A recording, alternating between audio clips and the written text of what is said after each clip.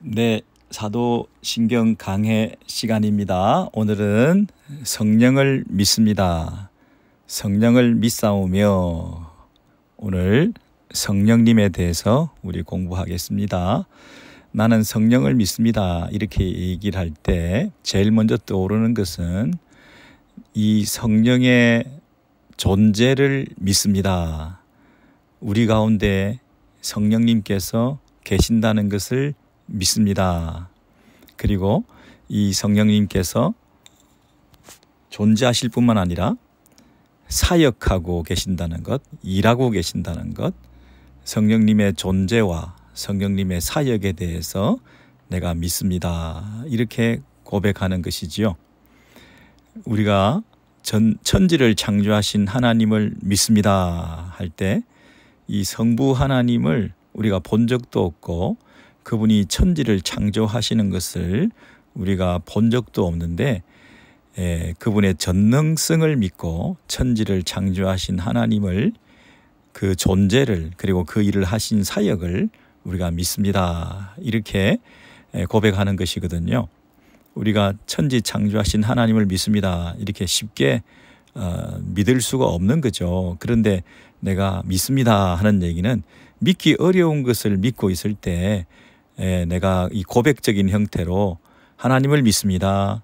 예수님을 믿습니다. 성령님을 믿습니다. 그렇게 얘기를 하는 거죠. 그러니까 우리가 성령님을 믿는다는 것은 우리의 힘으로 믿게 된 것이 아니죠. 눈에 보이지도 않고 또 만질 수도 없고 그분의 존재와 그분의 일하심에 대해서 잘 모르는데 우리가 어느 날 그분을 믿게 되었습니다. 바람이 불면 나뭇잎, 나뭇가지가 흔들리잖아요. 그러니까 가지가 흔들리고 나뭇잎이 움직이는 것을 보면 바람이 불었다는 것을 우리가 알 수 있죠. 그래서 바람이 부는 것을 통해서 바람의 존재를 느끼게 되는 거죠. 그것처럼 이 성령의 존재와 성령의 사역이라고 하는 것은 우리가 느낄 수 없고 만질 수 없고 볼 수가 없는데 그 역사가 우리 안에 일어났죠. 그리고 우리가 그분의 존재와 그분에 대한 사역을 인정하고 성령님께서 우리 안에 계시지 않는다면 일어날 수 없는 일들이 우리 가운데 일어나고 있기 때문에 우리는 성령님을 믿습니다. 성령님의 사역과 존재를 믿을 수밖에 없습니다. 이렇게 우리가 고백하는 것이죠. 자, 그런데 그 성령님께서 우리에게 어떻게 오시게 되었습니까? 성령님은 삼위 하나님으로 원래부터 영원 전부터 계신 분이시긴 하지만 성자 예수 그리스도께서 이 땅에 오셔서 그분이 떠나실 때 이제 성령님을 우리에게 보내주시겠다 하셨기 때문에 이제 그때부터 성령님께서 우리와 함께 하시게 되었다. 이렇게 일단은 우리가 얘기를 해야 되죠. 그래서 요한복음 16장 이하에 쭉 보시면 성령님께서 이제 우리 가운데 오실 것이다. 이렇게 예수님께서 약속하신 그런 성경 구절들을 우리가 많이 확인해 볼 수 있습니다. 요한복음 16장 17절 같은 데를 한번 보시죠. 자, 요한복음 16장을 이런 펼쳐 놓으시기 바랍니다. 그러나 내가 너희에게 실상을 말하노니 요한복음 16장 7절 여러분 찾으셨죠? 그러나 내가 너희에게 실상을 말하노니 내가 떠나가는 것이 너희에게 유익이라. 내가 떠나가지 아니하면 보혜사가 너희에게로 오시지 아니할 것이요 내가 떠나가면 내가 그를 너희에게로 보내리니 그랬잖아요. 그래서 성령의 오심이 예수 그리스도의 떠나가심과 연결되어 있습니다. 그래서 육체로 예수님께서 이 땅에 계속 머무시는 것보다 당신이 떠나시고 성령이 오시는 것이 더 낫다 이렇게 선언하셨죠. 그러므로 그분의 떠나심은 우리와 이별하는 사건이 아니라 예수님의 승천과 예수님이 떠나신 그 사건이 오히려 예수님과 우리가 만남의 사건이다. 이별의 사건이 아니라 만남의 사건이다. 왜냐하면 그분이 떠나시지 아니하면 보혜사가 오시지 않는다 그랬고, 그것이 보혜사가 오시는 것이 우리에게 유익하다 하셨기 때문에 그분이 우리를 고아처럼 내버려 두고 떠나신 것이 아니라 이제 육체적으로 장소적으로 제한적으로 이 땅에 계시던 그분께서 이제 영으로 그리고 우리 모두에게, 그리고 보편적으로 일시적으로가 아니라 부분적으로가 아니라 우리 안에 항상 우리와 함께 계시는 방식으로 우리에게 오시는 분이시기 때문에 이게 우리에게는 더 좋은 소식이죠. 그래서 예수님이 떠나신 예수의 승천 사건이 이별의 사건이 아니라 만남의 사건이다. 그리고 우리에게 더 좋은 일이 일어났다. 그러므로 우리는 예수님의 시대의 제자들과 비교해 본다면, 제자들은 예수님을 직접 보고 있었기 때문에 제자들처럼 우리가 그런 시대에 살았다고 한다면 우리가 예수님을 더 잘 믿을 수 있을 것 같지만, 예수님이 함께 제자들과 하셨던 그 제자들이 더 복된 삶을 사는 것 같지만, 분명히 예수님께서 뭐라고 얘기하셨냐면 그 제자들에게 내가 떠나는 것이 더 유익하다. 보혜사 성령님께서 오시는 일이 너희에게 더 유익한 것이다. 이렇게 분명히 약속하시고 말씀하셨기 때문에 우리는 그 제자들보다 더 복된 삶을 사는 거죠. 더 좋은 시대에 사는 거죠. 더 많은 혜택을 누리고 있는 거죠. 제자들을 부러워할 것이 아니라 제자들보다 더 복된 좋은 시대에 많은 혜택을 누리고 살아가는 예수님을 육체적으로 제한적으로 일시적으로 한 장소에 국한해서 그렇게 뵙던 그 당시와는 다르게 이제 우리 모두에게, 각자에게, 그리고 우리 안에 오셔서 우리와 함께 영원히 떠나지 아니하시고 성령님께서 우리 안에 내주하신다는 그 사실이 우리에게는 더 감격스럽고 더 복된 삶을 살고 있다. 그렇게 말을 하는 것입니다. 그분이 어떤 면에서 우리와 함께 하시는 성령님께서 예수님이 직접 이 땅에 계실 때보다 예수님 이후에 성령님께서 오셔서 우리와 함께 하시는 그 시대가 더 복되고 더 좋은, 우리에게 유익한, 더 낫다라고 한다는 차원에서 뭐 어떤 것이 더 낫냐, 뭐가 더 낫냐 하면 우리 요한복음 거기 14장부터 한번 쭉 살펴보겠습니다. 14장 16절로 가셔서 보시겠습니다. 14장 요한복음 14장 16절 17절 여러분 찾으셔야 됩니다. 내가 아버지께 구하겠으니 그가 또 다른 보혜사를 너희에게 주사 영원토록 너희와 함께 있게 하리니. 또 다른 보혜사 그랬죠. 또 다른 보혜사라는 것은 예수님도 보혜사인데 예수님 말고 또 다른 보혜사, 그랬으니까 예수님이나 이 성령님이나 동일하게 우리와 함께 하시는, 우리를 도우시는, 우리를 위로하시는, 우리 옆에 계시는 분으로서 이제 또 다른 보혜사 그분께서는 우리와 영원히 함께 하시는, 일시적으로 한 장소에 국한해서 또 부분적으로 또 우리 밖에 계시는 분이 아니라 우리 안에 우리와 함께 그리고 영원히 거하시는 보혜사 성령님을 보내주신다 이렇게 말했죠. 그런데 16절 17절에 보시면 14장 17절에 보시면 그는 진리의 영이라 세상은 능히 그를 받지 못하나니 이는 그를 보지도 못하고 알지도 못함이라. 그렇죠. 성령님의 존재와 사역에 대해서 사람들은 모릅니다. 알지도 못합니다. 그리고 받을 수도 없습니다. 그런데 우리는 그를 안 하니 그는 우리와 함께 거하심이요 우리 속에 계시겠음이라 그랬습니다.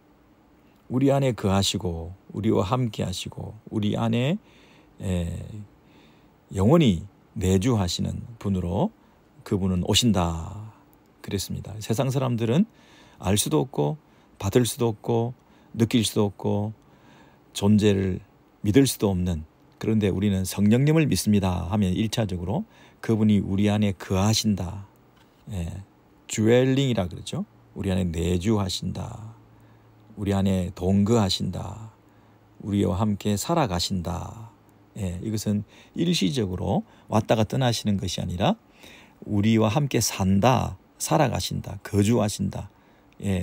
그런 뜻입니다. 그래서 그런 면에서 더 낫구나. 예수님은 육체로 이 땅에 제자들과 함께 계셨지만 예수님의 영이신 성령님께서 우리 안에 사신다는 거예요. 왔다 갔다 하시는 분이 아니라 우리와 함께 생활하신다는 거죠. 우리 안에 이사 들어오셨다는 거예요. 우리 안에 친밀한 교제가 일어났다. 그분이 우리 안에 거하신다, 함께 동거한다. 이 말은 같이 살아간다. 아주 그 친밀한 교제가 우리들 사이에 있게 된다. 그런 얘기입니다. 그래서 그분의 임재가 우리 안에 있다 하는 것은 정말 놀라운 일이죠.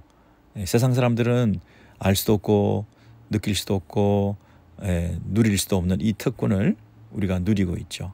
그런데 그분이 우리와 함께 이렇게 오시는 것은 우리의 바람이나 기대나 우리의 수고나 우리의 노력이나 우리가 원해서 성령님의 임재를 우리가 경험하게 된 것이 아니라 우리의 조건과 상관없이 우리가 깨끗하니까 그분이 오신 거라고 그렇게도 생각할 수가 없죠.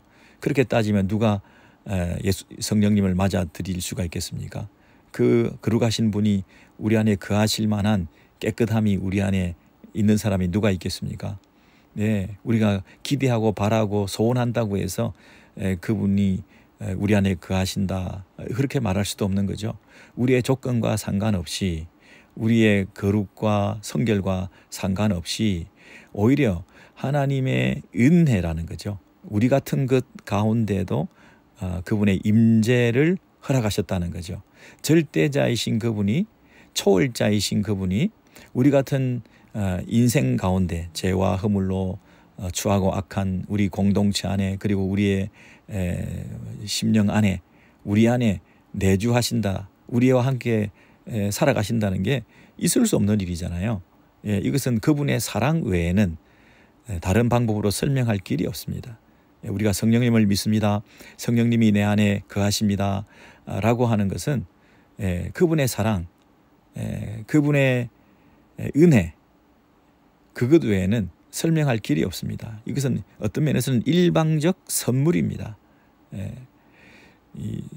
예수님께서 세상을 이처럼 사랑하사 독생자를 주셨으니, 그래서 오신 예수님 아닙니까? 이처럼 사랑하사, 이처럼 사랑하사.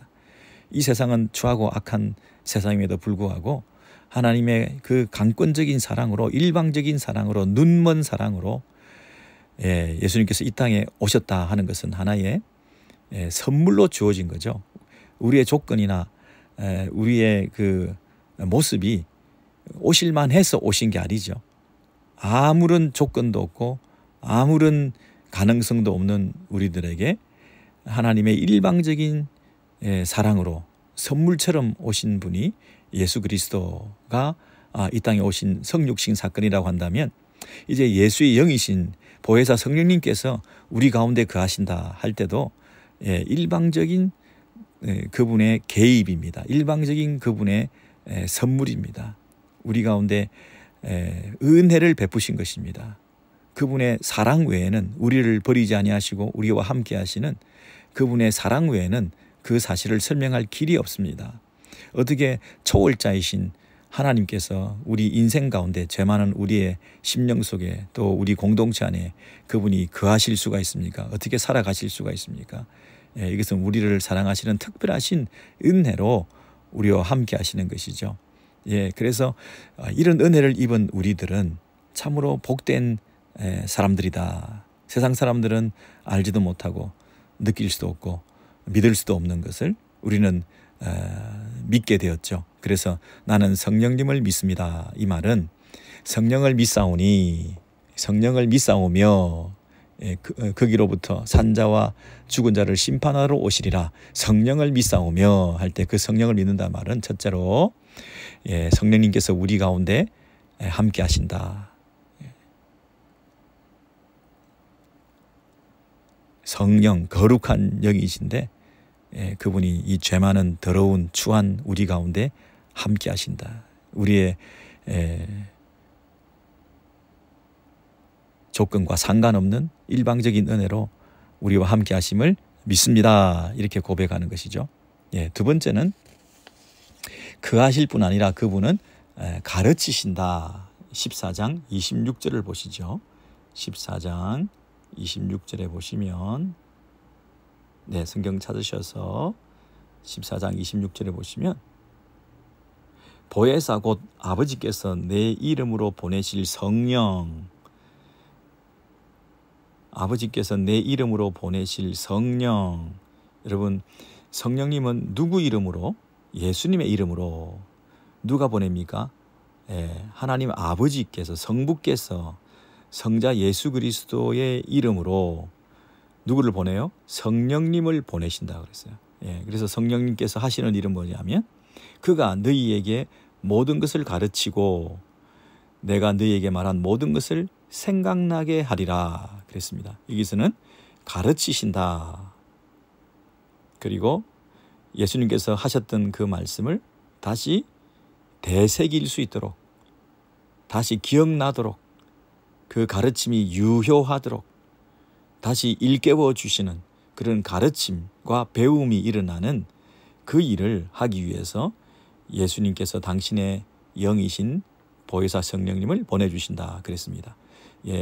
이 성령님을 진리의 영이라 그러지 않았습니까? 진리의 영, 진리이시고 진리를 가르쳐 주시는, 진리와 떠나서는 일하지 아니하시는 진리의 영이신 성령께서 오셔서 그 진리를 가르치신다. 그리고 예수께서 말씀하셨던 것을 다 기억나게 하시고 깨닫게 하시고 배우게 하시는 그 일이 일어나는 성령님의 사역을 우리가 믿습니다. 그 말입니다. 우리가 성령님을 믿는다는 얘기는 그분이 지금도 우리를 가르칩니다. 그분이 우리를 지금도 가르치고 계십니다. 이렇게 고백하는 거나 똑같죠. 예수님께서 떠나시고 나면 우리는 무엇을 잃어버립니까? 예수님을 잃어버립니까? 예수님의 말씀을 잃어버리는 거죠. 예수님의 가르침을 놓치게 되는 거죠. 예수님이 이 땅에서 가르쳤던 그 가르침을 우리는 또 배울 수가 없는 거죠. 예수님이 떠나셨다는 것은 우리는 위대한 스승을 잃어버리게 되는 거죠. 예수님이 우리에게 있을 때 가장 좋았던 것은 그분이 가르쳐 주셨기 때문이죠. 다른 사람들과 다른 권세 있는 가르침을 주셨던 분이시죠. 예수님이 지상에 계실 때에 가장 우리에게 유익했던 것은 그분의 가르침이었죠. 진리를 가르쳐 주신 거죠. 하나님 나라의 비밀을 가르쳐 주셨던 거죠. 그분이 설명하시고 풀어주셨던 그 비유를 통해서 하나님의 나라를 배우게 되었던 것이죠.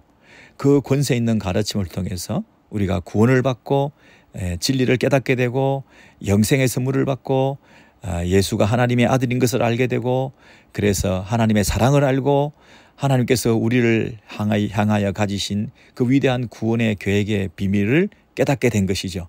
그래서 그 가르침이 아니었다면 우리가 예수님을 통해서 하나님을 알 수가 없었던 거죠. 우리는 예수님이 안 계시면 이제는 그 생명의 말씀을, 우리의 영혼을 살찌우는 그 능력의 말씀을 우리가 어떻게 배울 수 있었겠습니까? 그런데 다행히 성령님을 보내주셔서 그분이 하시는 일은 뭐냐면 예수님께서 하시던 그 가르치는 사역을 계속하신다는 겁니다. 그리고 예수님께서 가르치셨던 그 모든 일들을 기억나게 하셔서 그 가르침을 열매 맺게 하신다는 것입니다. 예수님의 가르침을 완성하는 역할을 성령께서 하신다는 것입니다. 예수님께서 가르쳐 주셨던 그 깨달음을 충분히 넉넉히 알지 못하고 깨닫지 못했던 것을 그 성령님께서 충분히 넉넉히 깨닫게 하시는 그 일을 계속해 주신다는 것입니다. 성령님은 예수를 믿는 모든 사람에게 임하게 됩니다. 성령으로 아니하고는 예수를 주라 시인할 수 없다 그랬습니다. 성령으로 아니하고는 예수를 주라 시인할 수 없다. 그러므로 예수를 주라 시인하는 자는 다 성령을 받은 자죠. 예수를 주라 시인한다는 것은 성령의 역사죠. 내가 예수님을 어떻게 나의 구주로 하나님 아들로 나의 죄를 깨닫고 내 죄를 해결해 주신 나의 진정한 구원자로 내가 스스로 깨달을 수 있겠습니까? 그건 성령의 역사죠. 예. 그래서 성령님을 통해서 우리는 예수를 구주로 알게 되고, 그리고 예수를 믿는 사람은 다 성령께서 우리 안에 거하시는 분이라는 것을 알게 되는 거죠. 우리 모두가 성령님을 받은 사람들이다. 예수 믿는 사람들은. 예, 성령님은 예수를 믿는 모든 사람에게 지금 역사하시고 일하고 계시죠. 그렇다면 성령님은 예수를 믿는 모든 사람에게 뭐 하고 계시는 거죠? 가르치고 계시는 거죠. 말씀으로 깨닫게 해주시는 그 가르침과 배움 사건이 성령님을 통해서 지금 일어나고 있는 거죠. 성경을 기록해 주신 것은 예수님의 말씀을 기록했지만 그 성경 저자들을 통해서 성령으로 영감해 주신 말씀이잖아요. 그래서 성경의 한 분 저자, 성경의 원 저자는 수많은 사람들이 오랜 시간에 걸쳐서 그 성경을 기록했지만, 그러나 그 66권 성경은 그 각 권이 따로따로 기록된 것이 아니라 성경의 원 저자는 한 분 성령님이시잖아요. 근데 그 성령님께서 오셔서 이제 예수의 말씀을 기억나게 하고 성령님께서 기록되게 하신 이 성경책을 풀어주시고 깨닫게 해주시는 그 가르치는 사역을 지금은 또 계속해 가고 계시는 거죠. 성령님께서 성경을 풀어주시는 가르치는 사역을 하지 아니하시면 이 성경이 있어야 될 이유가 없죠. 성경을 이렇게 우리에게 성령의 영감으로 남겨놓으신 이 성경을 성령께서 감동하셔서 이 성경을 기록해서 이 땅에 남겨두신 것은 이제 그 성령님께서 이 성령으로 영감된 성경을 깨닫게 해주시는 사역을 계속해 가시기 위해서 그 성경을 툴로 쓰시는 거죠. 성령님께서 가르쳐주지 아니하시면 그 책 한 권이 우리에게 무슨 의미가 있겠습니까? 예, 그 성경을 풀어주시는, 가르쳐주시는 성령님의 사역이 있으니까 그 성경을 통해서 우리가 배움을 받는 거죠. 그래서 성령님의 가르치는 사역은 지금은 또 계속되고 있는 거죠. 예수님께서 이 땅에 계시면서 가르쳤던 그 가르침을 성령님께서 계속해 가고 그 가르침을, 예수님의 가르침을 완성해 가는, 그래서 그 성령님이 가르치실 때 우리가 배우고 그리고 그것을 믿고 하는 이 놀라운 일들을 통해서 지금도 하나님께서는 하나님의 일을 계속해 가시는 것이죠. 교회에서 하는 가장 중요한 일 중에 한 가지가 가르침이죠. 성령님께서 하시는 가장 중요한 일은 우리로 하여금 배우게 하는 거죠. 말씀을, 진리를 깨닫게 하는 거죠. 가장 절실하게 교회 안에서 있어야 될 일은 성령님께서 우리를 가르쳐 주시는 그 일에 순종하는 거죠. 배우는데 열심을 내는 거죠. 성경이 사람의 말이 아니라 하나님의 말씀이라고, 예수 그리스도의 말씀이라고 우리로 하여금 가르쳐 주는 그 음성 앞에 우리가 귀 기울이고 배우려고 하는 자세가 있어야 되는 거죠. 여러분, 성령님께서는 지금 이 교회 시대에 가르치시기 위해서 오셨는데 우리가 배우려고 하는 태도와 준비가 안 돼 있다고 한다면, 교회 안에서 말씀을 배우려고 하고 가르침을 받으려고 하는 이런 기본적인 우선순위와 그 일에 집중하는 이런 열심이 없다고 한다면 성령님께서 외로우신 거죠. 성령님께서 오셔서 하실 일이 없으신 거죠. 성령님은 가르치기 위해서 오셨는데 배우려고 하지 않는다면 그분이 하실 수 있는 일이 없는 거 아니겠습니까? 그러므로 우리가 성령을 믿습니다. 우리가 성령을 믿사오며 하는 얘기는 내가 배우겠습니다, 이런 말과 똑같은 거예요. 성령을 믿사오며 하는 말은 성령께서 하시는 가르치는 사역에 내가 열심으로 참여하겠습니다. 그 말과 똑같은 거죠. 네, 성령을 믿습니다 그랬는데 성령님이 하시는 가장 중요한 가르치는 사역에 우리가 등한히 한다는 것은 그분을 무시하는 거죠. 그분은 가르치기 위해서 오셨는데 그분을 노골적으로 무시하면서 나는 배울 필요 없다. 다 배웠다. 다 안다. 또는 게으르다. 우리가 그렇게 다른 액티비티에 열심을 내고 있다고 한다면 배우고 가르침 받고 하는 일에 우리가 집중하지 않는다면 성령님을 모독하는 거죠. 그래서 말씀을 잘 가르치거나 또 말씀을 잘 배우거나 그 말씀 중심의 이 삶을 사는 것이 교회다. 교회 공동체의 그 목적과 의도를 여러분 잘 아시겠죠? 그 교자가 가르칠 교, 교육하는 교, 그리고 성도의 교제할 때 교, 이런 다양한 단어를 쓸 수가 있지만 그러나 제일 우선적인 것은 가르치고 배우는 교육적인 면에서 우리 교회 공동체가 모여 있다. 이렇게 먼저 생각하셔야 됩니다. 그죠? 그래서 우리가 부지런히 배우고 가르침 받고 하는 일에 열심을 내지 않으면 교회가 무너지는 거죠. 거짓 가르침에 공격당하는 거죠. 이 바른 성령님의 가르침을 통해서 교회가 교리적인 순결을 유지할 수 있는 거죠. 우리가 이 교리적인 순결, 바른 진리의 가르침에 익숙하고 그 일에 무장되어 있지 않으면 각종 이단들로부터 보호받지 못하죠.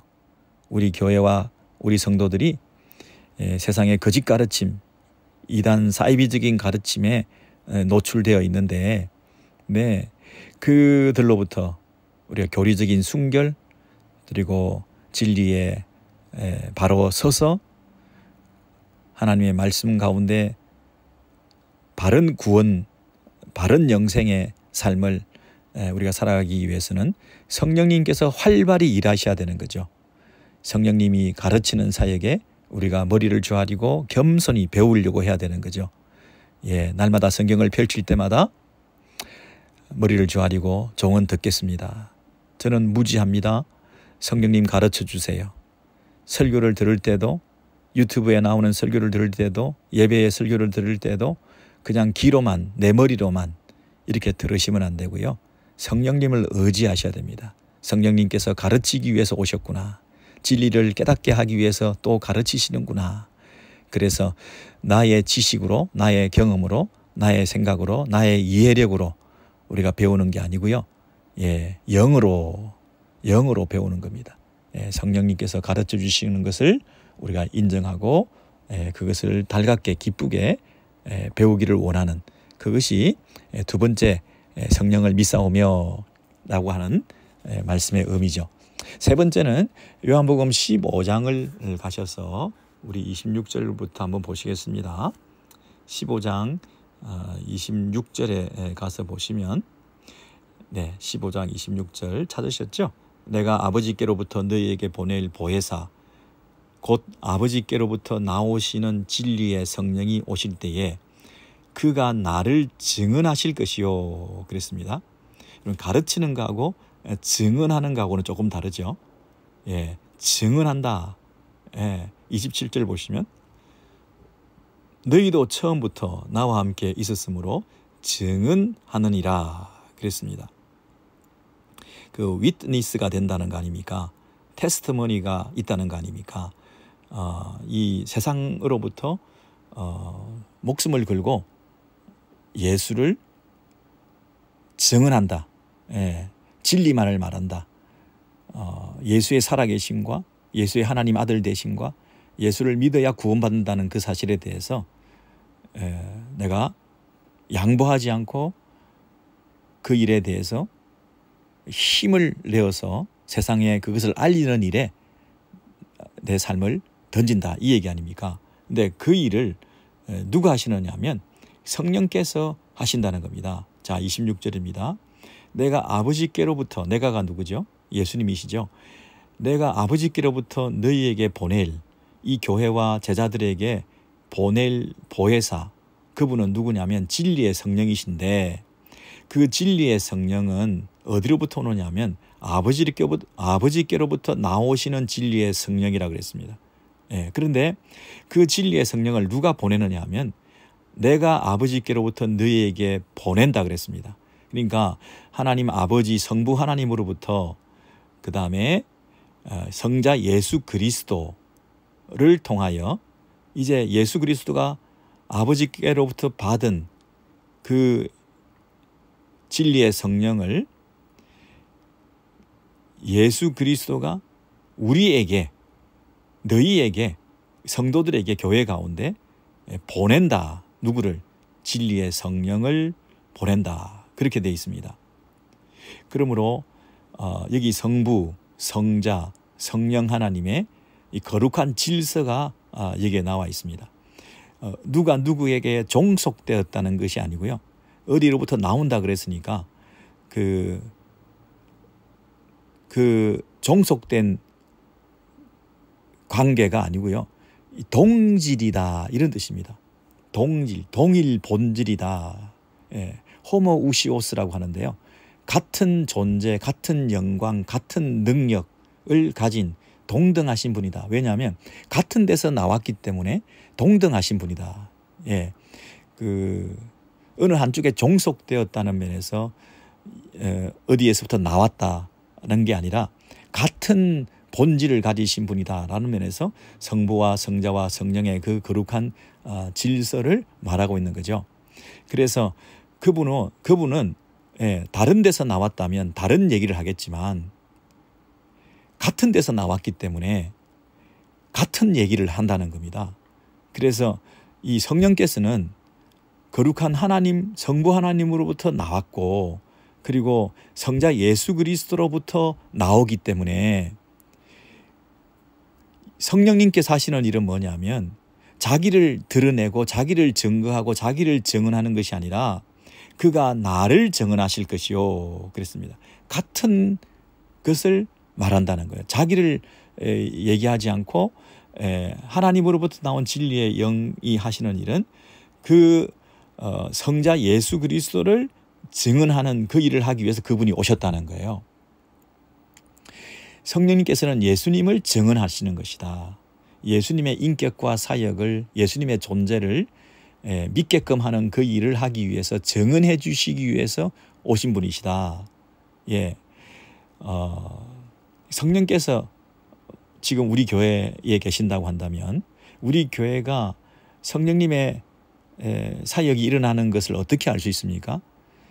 성령님에 대한 증언이나 성령님에 대한 자랑이나 성령님에 대한 찬송이나 성령님을 높이는 일이 일어났다고 해서 성령께서 우리 가운데 함께 하신다고 그렇게 말할 수는 없고요. 오히려 예수 그리스도를 높이고 예수 그리스도를 자랑하고 예수 그리스도를 증거하는 그 일이 활발하게 일어날 때, 이것은 성령께서 우리 가운데 임하셨구나, 성령님의 사역이 활발하게 일어나는구나 라고 말을 할 수 있다는 거죠. 예수 그리스도에 대한 증언이 활발하고 정확하고, 예수 그리스도에 대해서 담대히 말하고, 예수 그리스도에 대해서 계속해서 말하고, 예수 그리스도를 열정적으로 소개하고 하는 일이 일어난다고 한다면 그것은 성령의 역사라는 거죠. 성령의 활발한 역사가 일어나고 있다고 말할 수 있다는 거죠. 그러면 우리의 순모임이나 우리의 교회나 우리의 만남은 성령님께서 일하고 계시는 곳이라고 하는 사실을 확실히 할 수 있는 거죠.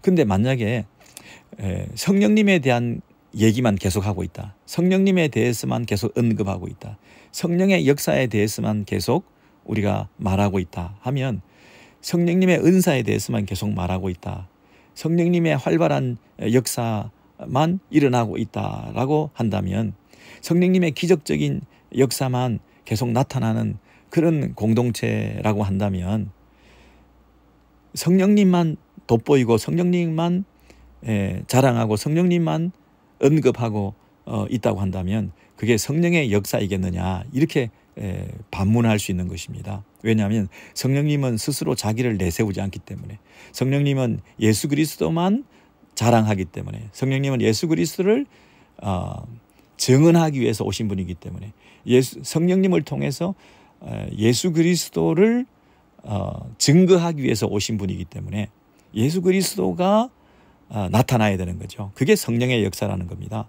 성령님은 자신을 감추고 오히려 성령님은 자기를 드러내지 않고 어떻게 하든지 이 땅에 오신 하나님의 아들이신 예수 그리스도를 드러내는 일에 목숨 걸고 생명 걸고 그 당신의 모든 일들을 다 하시는 그 사역자들이 성령님에 붙잡힌 사람이죠.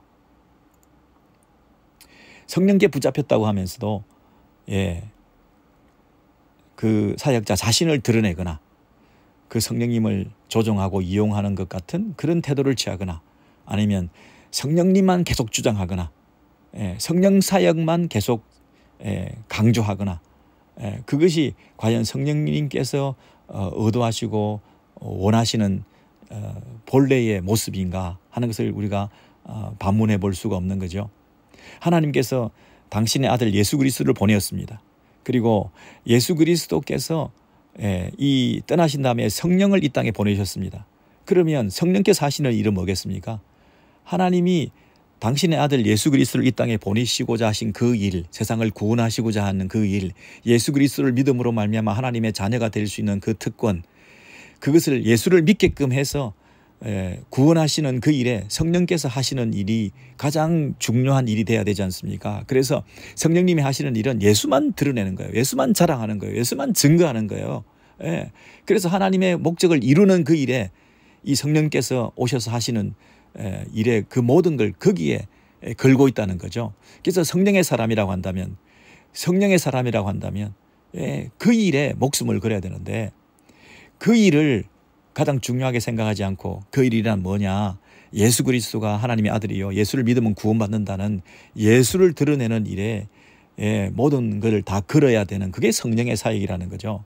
그런데 그것보다는 오히려 이 성령론을 강조하고 또 성령님을 이용해서 자기의 이득을 취하고 자기가 원하고 자기가 누리고 자기가 이 이득을 취하고 하는 그런 성령 사역자가 되어서는 안 되는 것이죠.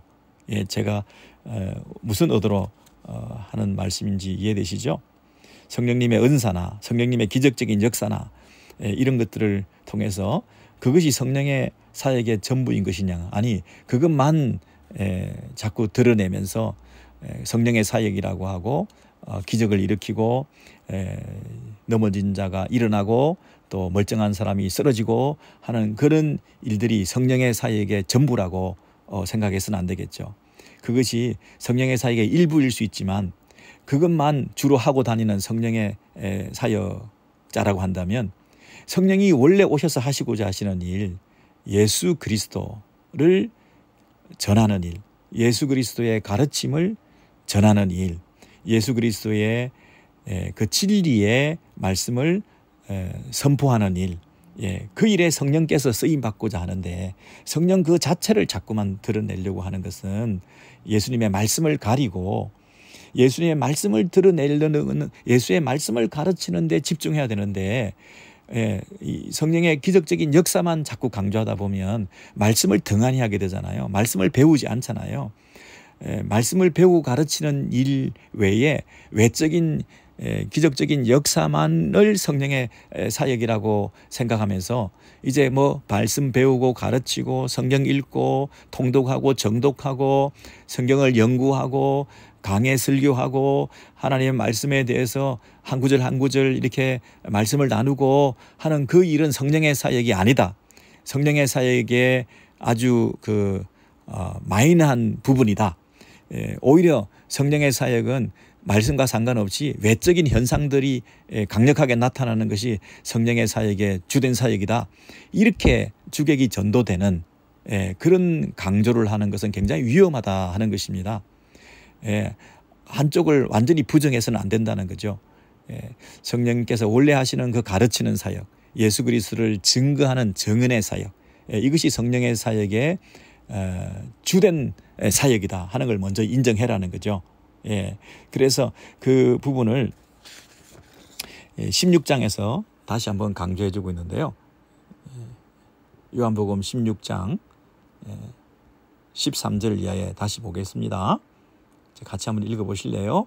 요한복음 16장 13절에서 14절 말씀은 꼭 읽으셨으면 좋겠습니다. 16장 13절입니다. 그러나 진리의 성령이 오시면 그가 너희를 모든 진리 가운데로 인도하시리니. 여러분, 성령은 진리의 성령입니다. 예, 말씀의 성령입니다. 예, 참 진리로 인도하시는 성령이라는 말입니다. 다시요. 진리의 성령이 오시면 그가 너희를 모든 진리 가운데로 인도하시리니 그랬잖아요. 그러면 진리의 성령이라는 뜻이 뭔가요? 그 성령님은 진리 가운데로 우리를 인도하신다. 그게 진리의 성령이잖아. 밑에 설명을 해놨잖아요. 진리의 성령이, 성령께서 오셔서 뭐 하신다고요? 모든 진리 가운데로 우리를 인도하시는 분이 성령님의 사역이라는 거예요. 그래서 성령님의 이름조차도 진리의 성령이라는 거예요. 진리의 성령이란 뭐냐? 예, 우리를 진리 가운데로 인도하시는 그 일이 성령님의 가장 중요한 사역이고 존재의 이유고 이 땅에 오신 목적이라는 거예요. 그 일을 하기 위해서 성령은 오셨는데 우리는 진리 가운데로 인도되지 않고 진리와는 상관없고 가르침받고 배우고 하는 것과는 상관없이 그 성령님 자체에 우리가 빠져가지고 성령님의 어떤 사역, 성령님의 은사, 성령님의 외적인 어떤 역사 이런 것들에 우리가 너무 신경을 쓰다 보니까 정작 예수님이 오셔서 하시는 진리 가운데로 인도함을 받는 그 일에 우리가 등한히 하게 될 가능성이 많다는 거예요. 그래서 더 중요한 일, 더 주된 목적 이걸 먼저 하고 그것을 놓쳐서는 안 된다는 겁니다. 그래서 그 성령께서 하시는 일이 뭔가를 보세요. 그가 스스로 말하지 않고 오직 들은 것을 말하며 장래 일을 너희에게 알리시리라. 여러분, 성령님은 얼마나 겸비하신 분이냐면요, 자기를 드러내지 않아요. 성령이 스스로 자기 얘기를 하는 게 아니에요. 그가 스스로 말하지 않습니다. 진리이신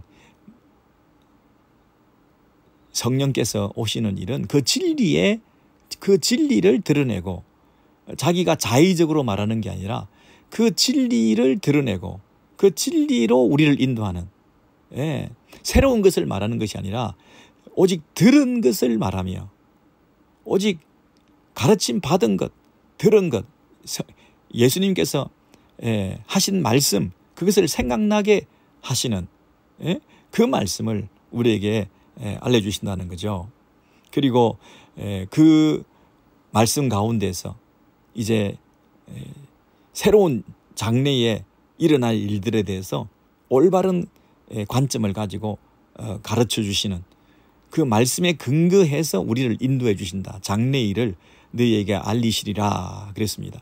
지금까지 말씀하셨던 거, 그리고 지금 우리와 함께 하시는 거, 그리고 앞으로 일어날 일들에 대해서 진리에 근거해서 장래 일이라고 해서 뭐 예언하고 또 뭐 없던 일을 만들고 또 지금까지 안 가르쳐진 것을 새로 가르치고 하는 것이 아니라 진리에 근거해서 진리의 영이신 그분이 그 진리대로 지금까지 들었던 것, 그리고 앞으로 일어날 일에 대해서 진리를 드러내는 그 일을 우리에게 해주신다는 것이죠. 14절 보세요. 그가 내 영광을 나타내리니, 내 영광은 누굽니까? 예수의 영광이죠. 예수께서 지금 성령께서 오시면 이런 일이 일어날 거라고 말씀하시는 가운데 그 성령님이 하시는 일은 성령님 자신의 영광을 드러내는 게 아니에요. 성령님 자기의 이름을 내는 게 아니에요. 성령님 자기 사역을 펼쳐나가는 게 아니에요. 성령님이 하시는 일은 오직 예수를 드러내는 일이에요. 예수의 영광을 드러내는 일이에요. 예수님께서 가르친 것을 생각나게 하시는 그 가르침을 계속해 주시는 거예요. 내 것을 가지고 너희에게 알리시겠습니다 그랬습니다. 자기 것이 아니에요. 성령님은 예수의 것을 가지고 예수님이 가르치신 것들을 가지고 우리에게 알려주신다는 거예요.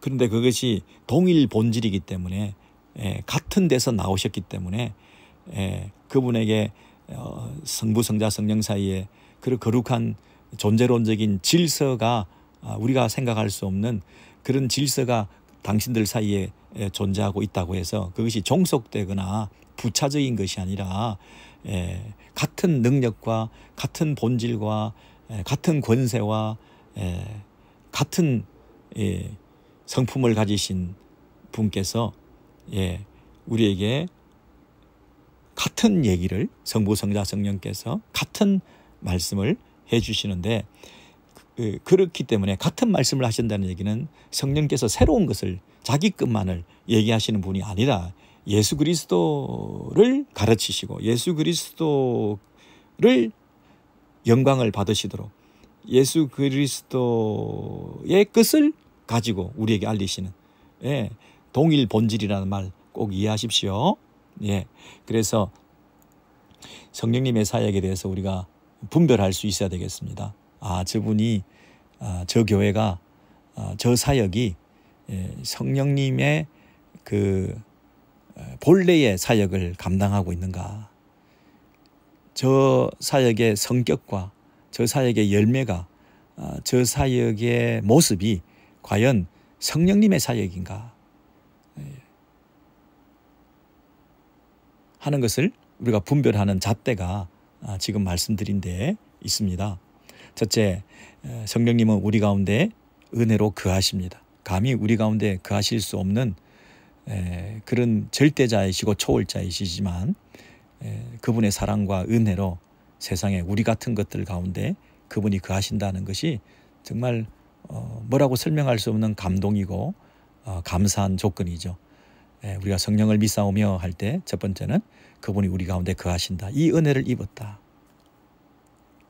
두 번째는 그분은 지금도 우리를 가르치신다. 가르치기 위해서 오신 성령님이시다.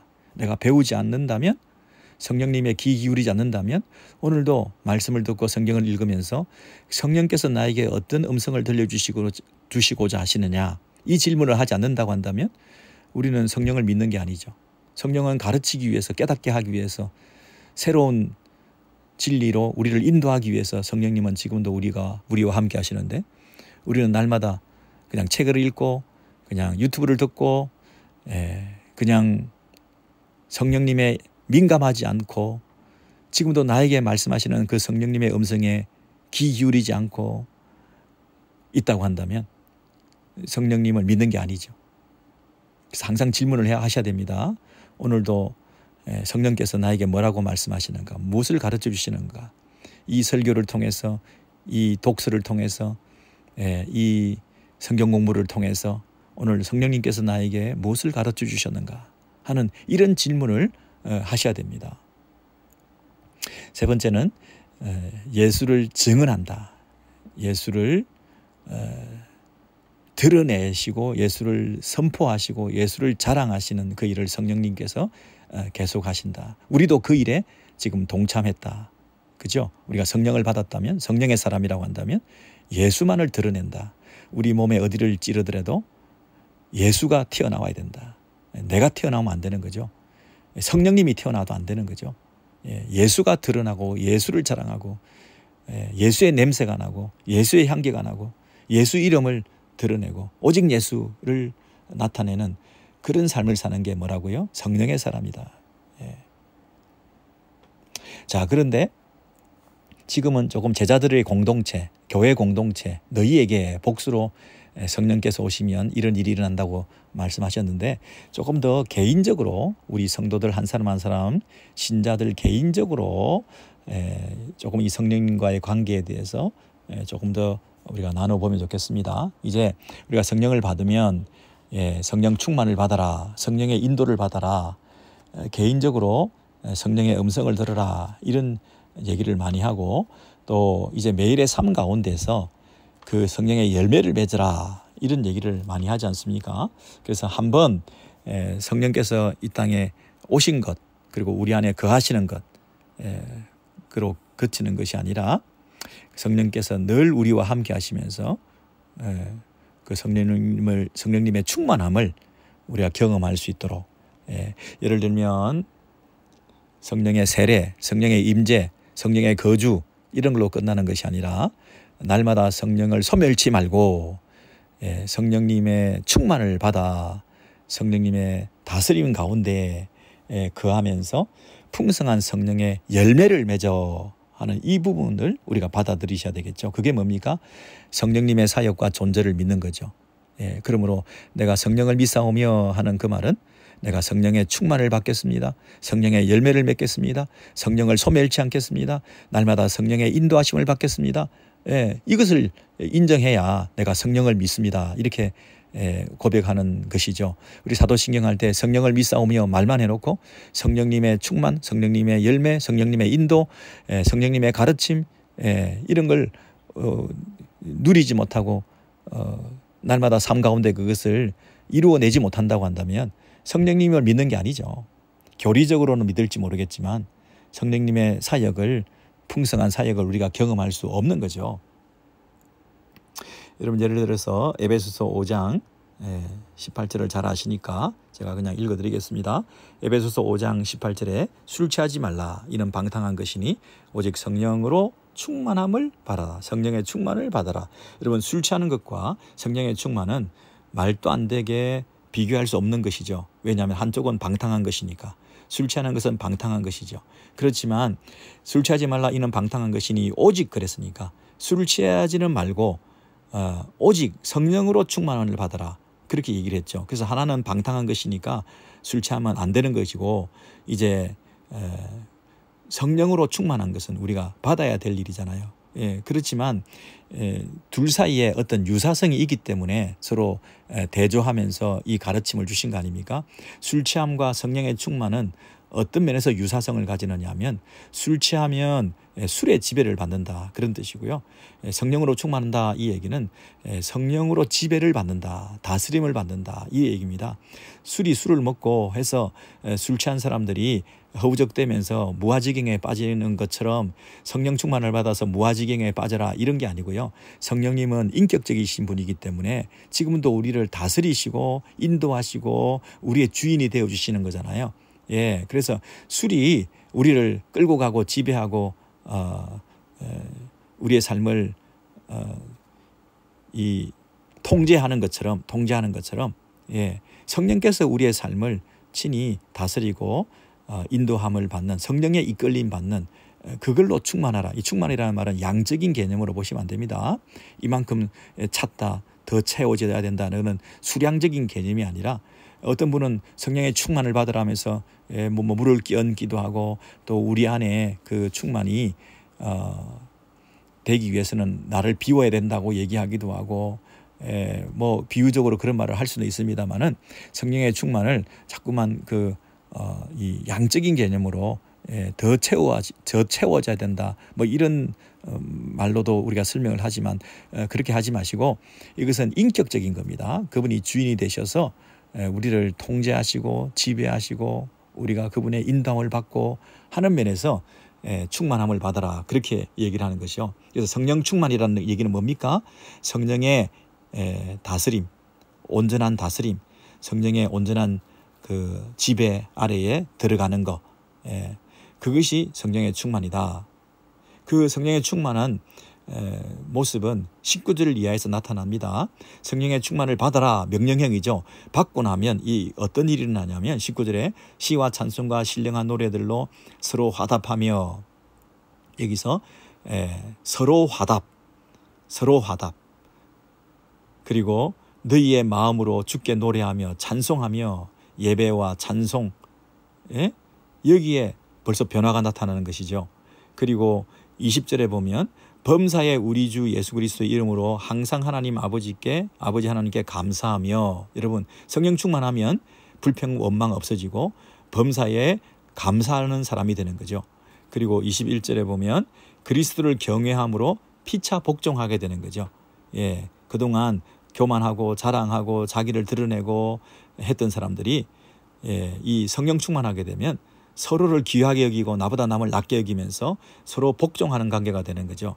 여러분 이 세 가지가 성령 충만의 모습입니다. 어떻게 해요? 18절에서 성령 충만을 받으면 먼저 어떤 일이 일어납니까?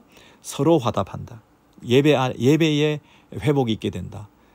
그리고 아름다운 예배로 하나님을 높이고 찬양하는 일이 당연히 일어나겠죠. 성령 충만하니까 마음에 성령께서 계시니까 우리가 어떻게 됩니까? 당연히 하나님을 높이고 예배하는 일이 더 제일 중요한 일이 되지 않겠습니까?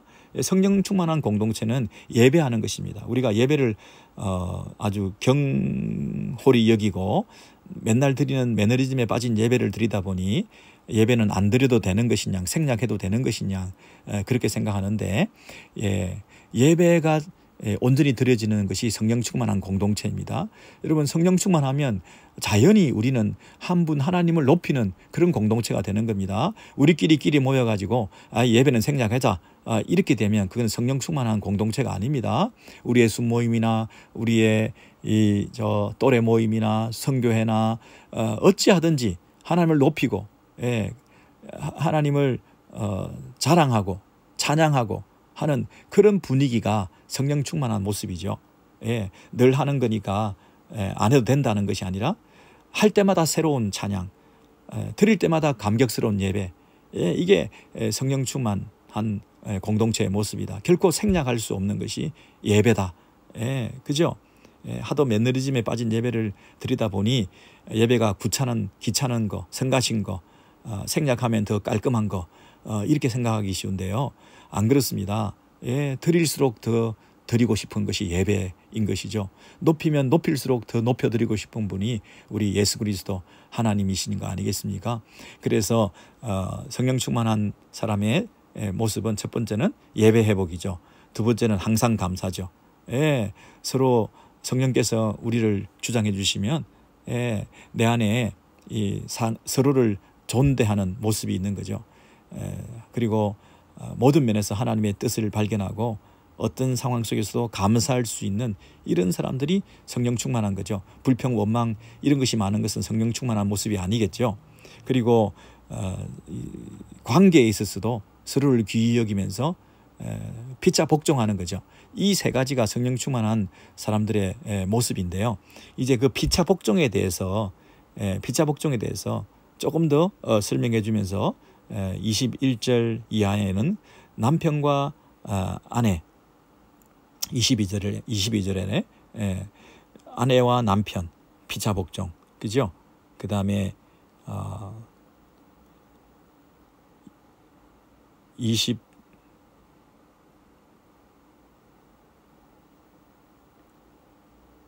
31절이네요. 아닙니다. 어디까지 나오나? 6장으로까지 넘어가네요. 그 피차 복종의 첫 번째는 남편과 아내가 서로 얼마나 서로를 귀하게 여기면서 서로 사랑하고 복종하면서 피차 일방적인 복종이나 순종을 강요하는 것이 아니라 성령 충만한 그 가정생활과 부부생활은 이런 서로를 존중히 여기며 서로를 세워주는 이런 아름다운 관계가 돼야 된다고 얘기를 하고 6장 1절로 넘어가면 자녀들아 부모에게 순종하라. 이전에는 세상적인 관계는 일방적이죠.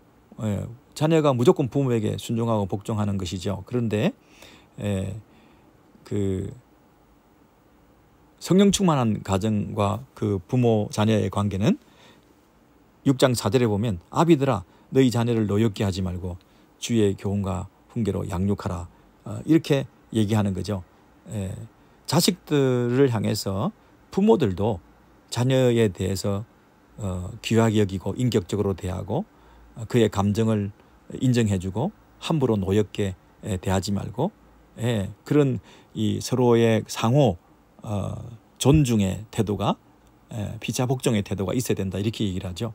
그리고 6장 5절부터는 종과 상전의 관계 속에서도 세상에서는 성령 충만하지 않은 공동체에서는 주인이 일방적으로 명령하고 종들은 두려워하면서 그리고 종들은 일방적인 복종을 강요당하는 그런 주종 관계이지만은 성령 충만하면 그렇지 않다는 거죠. 종은 종대로 눈가리만 하는 것이 아니라 주인 너머에 있는 참 상전, 예수 그리스도 그분이 참 주인이시기 때문에 죽게 하듯 하며 이 주인들을 눈에 보이는 주인들을 눈가림하듯이 하지 않고 진정으로 그리스도의 종으로서 그 주인을 섬기라는 거죠. 그 주인의 종으로서가 아니라 그리스도의 종으로서 그 주인을 섬기라는 거죠. 예. 그리고 그 주인도 마찬가지죠. 예. 상전들도 9절입니다. 너희들도 그들에게 이와 같이 하고 위협을 거치라. 이는 그들과 너희의 상전이 하늘에 계시고 그에게는 사람을 외모로 취하는 일이 없는 줄 너희가 아니라. 예. 내가 상전이 아니죠. 우리 상전은 하늘에 계신 그분이시죠. 그분 앞에서 우리가 그 눈에 보이는 종들에 대해서 어떻게 대해줘야 될 것인가. 그런 면에서 그 주종관계가, 노사관계가 세상의 모습과는 달라야 되는 거죠. 이게 다 뭡니까? 남편과 아내, 부모와 자식, 그리고 주인과 종의 그 관계, 인간관계, 세상에서 살아가는 그 모든 관계는 피차 복종이라는 하나의 그 주제로 다 묶여지는 거죠. 피차 복종의 구체적인 예를 들어서 이러한 사람들과의 관계에 있어서 성령 충만한 사람들의 모습은 이렇게 달라져야 된다. 이렇게 얘기를 하는 것입니다. 그래서 이렇게까지 설명을 해줬는데 술 취하지 말고 성령 충만을 받아라. 성령 충만을 받으면 예배가 달라진다. 그리고 감사하게 된다. 그리고 서로 복종하게 된다. 서로 복종하는 것이 어떻게 되느냐 하면 이러한 관계 속에서 구체적으로 피차 복종의 모습이 있는 것이 성령 충만한 사람의 모습이다. 이것을 생활 속에서, 삶 속에서 그 성령 충만이 드러나는 것이어야 한다. 이렇게 말하잖아요. 우리가 흔히 성령 충만 받아라 그러면 집안 내팽개치고 너무 한쪽으로 치우쳐서 부부관계도 파탄나고 이 윤리적으로, 인격적으로 우리가 잘못 갈 수가 있는데요. 그게 성령 충만한 게 아니라 진짜 성령 충만한 사람은 사람들 관계 속에서 인정받는 사람, 나보다 남을 낮게 여길 수 있는 사람, 그리고 내가 주인이라서, 내가 남편이라서, 내가 부모라서 그 권세와 영향력을 가지고 상대방을 억압하려고 하는 그런 태도가 없는, 그것이 진짜 성령 충만한 사람의 모습이라는 거죠. 그것이 없는 것이 성령 충만한 사람들의 모습이라는 거죠. 유교적이고 가부장적인 그런 태도를 가지고 우리의 가정을 꾸려나가고 있다면 그건 성령 충만하고 거리가 먼 거죠. 자기 충만이죠. 교만 충만이죠. 진짜 성령 충만한 사람은 그런 모든 구태의연한 옛 질서를 다 깨트리고 정말 용감하게, 냉정하게 자기가 성경적인 바른 여성상, 남성상, 부모상, 자녀상으로 거듭나기 위해서 몸부림을 쳐야 되는 거죠. 이 성령 충만하지 않은 사람들은 그냥 옛 모습으로 구질서하에서 내가 그냥 보고 배운 대로 내 애비 노릇, 내 남편 노릇 하기 쉽지 않습니까? 성경적으로 볼 때는 그렇지 않습니다. 성령 충만한 사람이라면 그거를 부끄럽게 생각하지 말고 그 모든 옛 질서 하에서 탈피해서 성경에서 말하는 이 아름다운 관계를 회복하는 것이 성령 충만한 거죠. 성령 충만은 외적으로 어떤 현상으로만 나타나는 것이 아니라 내적으로, 그리고 내 삶의 모든 영역에서 성령 충만은 하나님과의 관계 속에서만 나타나는 것이 아니라 나의 가장 가까운 주변의 사람들 속에서 그 성령 충만의 열매가 드러내고 내가 성령 충만한 그 결과들이 나타내져야 그 사람이 성령 충만한 거죠. 성령 충만 하면서 가까운 사람들을 함부로 대하고 쉽게 말하고 벌컥 화를 내고 그 인격적으로 성품적으로 신앙 인격이 잘 갖춰지고 있지 않다고 한다면 그런 사람은 성령 충만함과 거리가 먼 것이죠. 그래서 우리가 성령을 믿사오며 하는 말은 성령 충만을 믿습니다. 내가 성령 충만 받기 원합니다. 성령 충만은 성령의 온전한 다스림과 지배를 받기 원합니다. 나를 죽이고 성령께서 나를 다스려 주시옵소서. 나는 성령을 믿습니다. 성령께서 지금도 일하고 계심을 믿습니다. 나 같은 것을 성숙하게 만들어줄 줄 믿습니다. 우리 가정에서 부모관계, 자녀관계, 그리고 부자지간 이 남편과 아내와 배우자의 관계, 그 내 직장에서 노사관계 속에서 내가 갑질하지 않겠습니다. 이게 성령 충만입니다. 내가 갑질하지 않겠습니다. 이게 내가 성령을 믿사오며 라고 고백하는 사람들의 바른 태도입니다. 그래서 이런 그 성령님에 대한 사역을 우리가 인정하고 성령님을 정말 믿는다면 우리가 어떻게 삶 가운데 변화가 나타나야 될 것인가? 이런 것들을 우리가 살피고 있는데요. 시간이 좀 갔습니다만은 우리 한 가지만 더 살펴보겠습니다. 고린도전서 12장입니다. 고린도전서 12장 4절부터 7절에 보겠습니다. 고린도전서 12장 4절부터 은사는 여러 가지나 성령은 같고, 여러분 그 여러 은사를 가졌습니다. 그런데 한 성령에서부터 나온 은사입니다. 그리고 직분은 여러 가지나 주는 같으며, 그리고 또 사역은 여러 가지나 모든 것을 모든 사람 가운데서 이루시는 하나님은 같으니, 이런 보세요. 동일 본질이라 그랬죠. 하나님, 예수 그리스도, 그리고 성령님, 은사는 여러 가지나 성령은 같고, 직분은 여러 가지나 주는 같고, 사역은 여러 가지나 하나님은 같고, 성부, 성자, 성령께서 지금 우리의 그 은사를 가지고 직분을 가지고 여러 사역을 가지고 일을 해나가시는데, 그 모든 일들이 삼위 하나님 안에서, 그 공동체 안에서 한 가지 목적을 가지고 같은 색깔로 같은 이 공동의 목표를 향해서 가는 것이라는 거죠. 근데 성령 우리가 자랑하고 자기를 드러내고, 혹시 내가 저 사람보다 더 나은 은사를 가지고 더 특별한 은사를 가지고 하는 그런 면에서 자기가 가진 은사를 자랑하다 보면 이 공동 목표를 향하여 균형 있게 공동체를 세워나가는데 유익하지 못할 수가 있다, 그 얘기를 하는 것입니다. 7절에 보시면 각 사람에게 성령을 나타내시면 유익하게 하려 하심이라. 유익하다는 말은 공동의 이익을 위한 것이다, 그 말입니다. 공동체를 세우기 위한 것이다. 우리 각 사람에게 그 성령의 은사를 가지고, 직분을 가지고, 은사를 가지고, 사역을 가지고 공동체를 세워나가는 것은 같은 성부, 성자, 성령 하나님의 목적 안에서 이 일이 지금 이루어져 가는 것인데, 그 각 사람이 자기의 은사만을 자랑하고 자기의 우월성을 내세우고 그렇게 해서 공동체를 해치고 공동체의 질서를 어지럽히고 그 공동의 이익을 유익하게 하는 일이 아니라고 한다면 그건 성령의 사역이 아니라는 것입니다. 그 얘기를 하면서 정말 우리가 성령을 믿사오며 한다는 얘기는 공동체의 유익을 우선할 수 있는 사람이라야 된다는 것을 우리가 믿는다는 것과 같습니다. 공동체 안에서 자신을 드러내고 자기를 자랑하는 것은 성령의 사람이 아니다, 이런 뜻이죠. 여러분 갈라디아서 5장에도 보면 우리가 성령의 열매를 맺는 사람은 어떤 사람인가에 대해서 우리 마지막으로 우리 잘 알기 때문에 쭉 읽어 나가겠습니다. 갈라디아서 5장 우리 19절부터 보시겠습니다. 갈라디아서 5장 19절.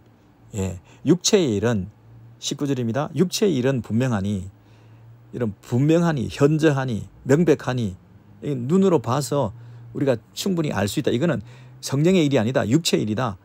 이거는 성령의 역사가 아니다.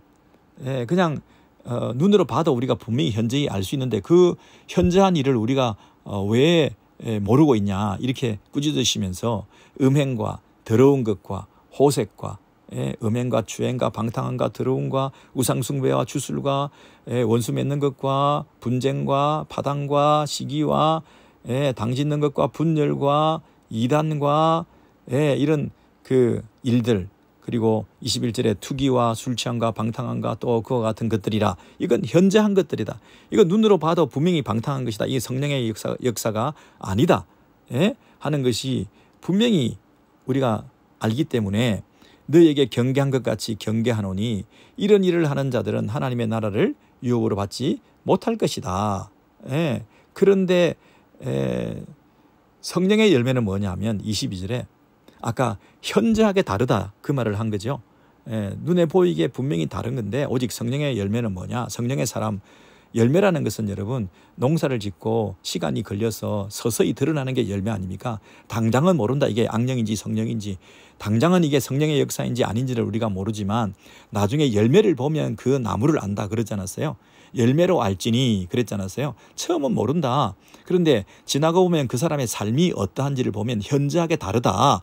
그래서 그 이전에 언급했던 그런 삶을 살아가는 사람을 성령의 역사라고 말할 수 없는 거 아니냐. 현저하게 다른 성령의 열매는 어떻게 맺히느냐 하면 사랑과 희락과 화평과 오래 참음과 자비와 양성과 충성과 친절하고 진실하고 기쁨에 넘치고 사랑으로 가득하고 정말 선을 행하고 신실하고 온유하고 그리고 셀프 컨트롤 할 수 있는 절제하고 이러는 사람들이 성령의 사람이다. 성령의 사람이다. 그 얘기를 하면서 그 성령의 사람이라면 아까 그 20절을 보시면 성령의 사람이라면 이런 일이 일어날 수가 없다. 그 육체의 일이 분명하고 현저한 그런 일을 할 수가 없다. 그래서 우리가 성령을 믿습니다 하는 얘기는 내가 성령의 열매를 맺겠습니다. 육체의 일을 도모하지 않겠습니다. 그 말과 똑같습니다. 내가 성령을 믿사오며 할 때는 내가 성령 충만하고 성령의 열매를 맺고 성령의 인도함을 받겠습니다. 날마다 그 성령 충만의 시금석이 뭐냐? 내가 성령 충만한 사람인가? 우리 교회가 성령 충만한 공동체인가? 하는 것을 분별하고 판단할 수 있는 이 점검표를 가지고 우리가 자신을 살펴보시면 됩니다. 내가 성령 충만한 사람이면 우리가 명백하게 자기 욕망을 따라 사는 삶을 살지 않습니다. 이 분쟁하고 누군가 시기하고 분내고 당짓는 것, 분열하는 것, 파당, 질투, 이기심, 원수 맺는 거, 누구와 다투는 거, 누구를 절대 안 보겠다고 얘기하는 거, 누가 정말 꼴보기 싫다고 마음에서 지우는 거, 저 사람 때문에 교회 안 나오겠다고 말하는 거, 원수 맺는 거, 20절에 원수 맺는 거, 그 다음에 분내는 거, 화내는 거, 분노하는 거, 분을 계속해서 품는 거, 이거 성령의 사람이 아닙니다. 이것은 현저하게 저 사람이 지금 성령 충만한 사람이 아니구나 하는 것을 드러내는 겁니다. 그리고 끼리끼리 모이는 거, 당짓는 거, 이것은 성령의 교제가 아닙니다. 여러분, 그런 면에서 이런 자들은 하나님 나라에 합당하지 않다. 이건 성령의 사람이 아니다. 그래서 우리는 교회 공동체를 유익을 먼저 생각할 때 내가 성령을 믿습니다 할 때 공동체를 먼저 유익되게 하는 것. 내 유익을 위해서 공동체 생활을 하는 거 아닙니다. 내 유익을 위해서 교회 안에 우리가 살고 있는 게 아닙니다. 공동체의 유익을 위해서, 교회를 세우기 위해서, 다른 사람을 섬기기 위해서 내가 이곳에 있는 겁니다. 그것을 자꾸 착각하고 이 이민교회 안에서 그저 소셜을 하기 위해서, 내 유익을 얻기 위해서, 내가 뭔가 소속감을 가지기 위해서, 내가 외롭지 않기 위해서, 내가 편한 사람끼리 모이고, 내가 친한 사람들끼리 서로 교제하고, 영양가 있는 사람끼리 만나고, 나와 비슷한 사람끼리 서로 친교를 이어가고, 그래서 끼리끼리 만나서 밥 먹고, 같은 편 먹고, 편 가르고, 자주 만나고, 서로 성경에서 뭐라 그랬습니까? 내게 대갚을 수 없는 사람을 대접하라 그러지 않았습니까? 부활하신 예수 그리스도께서 장차 그 부활의 약속을 우리에게 주었다고 한다면 이 땅에서만 우리가 유익되게 하는 삶을 살 게 아니라 나중에 부활하고 예수님 다시 오실 때 우리가 상 받을 수 있게 되기 위해서 이 땅에서 다 상 받으면 안 된다 그러지 않았습니까? 이 땅에서 다 대갚음을 받으면 상을 다 받은 거기 때문에 우리 주님께서 주실 상이 없는 거잖아요. 우리 주님이 갚아주실 일이 없어지는 거잖아요. 서로 give and take로 내가 밥 사고 또 다른 사람이 밥 사고 이러면 그거는 셈이잖아요. 그건 우리 성령의 사람이 아니죠. 능력이 안 되는 사람, 대갚을 수 없는 사람, 그런 사람을 위해서 내가 섬기는 게 성령의 사람이죠. 예? 공동체 안에서 여러분 그저 착한 사람 그리고 상식적으로 그냥 괜찮은 사람, 상식이 통하고 서로 친하게 지내고 도덕적으로 문제없고 그냥 고만고만하는 그런 교제를 나누는 것은 성령의 공동체가 아닙니다. 이 신앙적인 기독교적인 성경적인 이 성품과 덕성을 나누고 그것을 신장시키고 그렇게 되기 위해서는 하나님의 교회를 이루셔야 됩니다. 세상에는 없는 공동체를 이루셔야 됩니다. 여기가 무슨 뭐 동창회나 무슨 뭐 군대 같은 획일적인 공동체나 어떤 일을 추진하기 위한 어떤 목적을 가지는 그런 공동체나 회사나 뭐 이런 세상적인 조직체가 아니라 세상에는 없는 공동체, 천국의 시민들이 모여 있는, 그래서 그저 미국 시민으로서의 법을 지키는 착한 사람들의 공동체가 아니라 천국의 시민의 그 윤리가 통하는 그런 고상한 성품과 덕성을 가지는 그런 인격적인 천국의 백성의 그 아름다움을 드러내는 그런 성령의 사람으로 공동체를 세워나가야 되는데 그저 고만고만한 그런 교제나 즐기면서 있으면 안 됩니다. 정말 성령을 따라 행하라. 육신의 행실을 죽여라. 성령의 열매를 맺어라. 이 심령 안에서 정말 그 예수 그리스도의 영이신 그분이 내 안에 거하심으로 이루어 가시는 그 성품, 그 고상한 인격, 그 아름다운 열매, 그 하늘의 하나님의 성품으로 빚어가는, 하나님의 형상으로 빚어가는 이런 새로운 성품, 이것이 있어야 되는 거 아니겠습니까?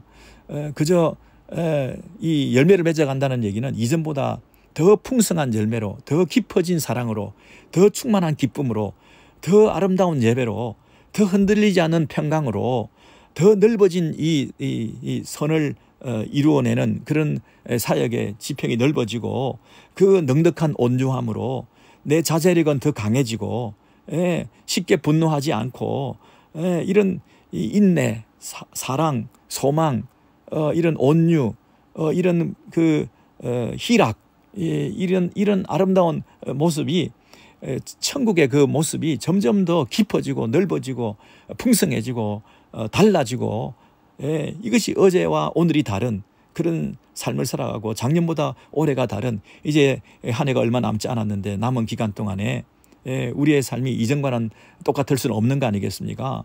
성령을 믿사오며 하는 그 고백에 걸맞는 성령의 사람으로 성령의 공동체를 이루어내기 위해서 내 좁아져 있는 이 마음을 넓히시고, 나는 넓힐 수 없지만 성령께서 우리를 다스려 주셔서 성령께서 인도하시는 대로 순종하고 내가 만나는 대상, 그 우선순위, 내가 물질을 쓰는 이 타겟, 그 가치, 이런 것들을 다 밸류를 조정하셔서 내가 무엇을 위해서 어떻게 왜 살아야 되는지 성령의 인도를 받으셔요.